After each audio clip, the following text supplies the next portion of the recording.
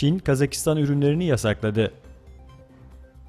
Doğu Türkistan'ın Sancı şehri Kamu Güvenlik Bürosu tarafından yayınlandığı bir bildirimde, bölge genelinde Kazakistan'da üretilen tüm ürünlerin satılmasının yasaklandığı, aynı zamanda Kazakistan'la ilgili pankart ve el sanatlarının da dükkanlarda bulunmaması gerektiği açıklandı.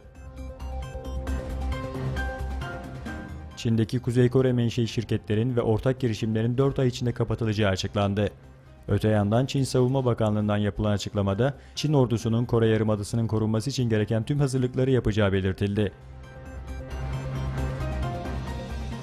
Yunanistan Cumhurbaşkanı Pavlopoulos, Kuşak ve Yol inisiyatifini desteklediklerine işaret ederek Yunanistan'ın Çin'i Avrupa ülkelerine bağlayan köprü olduğunu söyledi. Mısır'da İhvan liderine müebbet hapis cezası. Mısır'daki darbe karşıtlarının yargılandığı davada İhvan Rehberlik Konseyi Başkanı Bedi'nin de aralarında olduğu 16 sanık hakkında müebbet hapis cezası verildi. Rusya Devlet Başkanı Putin resmi ziyaret gerçekleştirmek için geldiği Ankara'da Cumhurbaşkanı Erdoğan ile heyetler arası ve baş başa görüşmeler gerçekleştirdi. Modern bir laik devlette İslam konferansı.